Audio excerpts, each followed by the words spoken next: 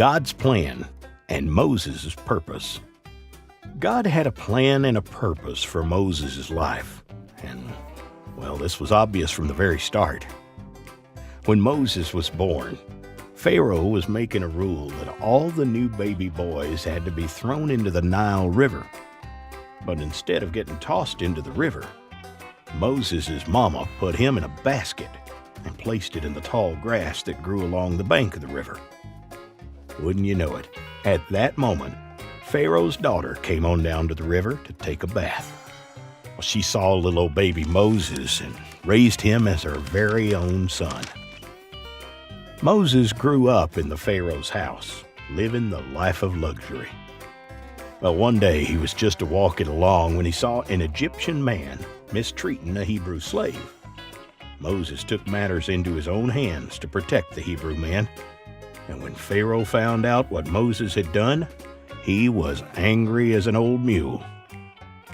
So Moses hightailed it out of Egypt and went to live with his people in a place called Midian. Moses got married, and I guess he figured his purpose was just to watch his father-in-law's sheep. But God had other plans in mind. All the while, God's people, the Israelites, worked as slaves for the Egyptians. They cried out to God for help, and God heard them. God spoke to Moses through a burning bush and told him that he had a special purpose for his life. He chose Moses to lead the Israelites to the land that he had promised them.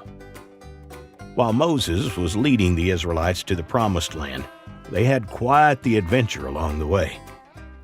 God fed the Israelites bread from the sky when they were hungry. When they were thirsty, God had Moses strike a rock for water. When things weren't going quite right, God also sent the 10 Commandments to show them how to live their lives on the straight and narrow. In the end, God came through on every promise. The Israelites were finally free from those Egyptians. They were no longer stuck in the desert, and they were on the edge of heading into the land God had told them about all along. At the end of Moses' life, God allowed him to see that special land from a distance.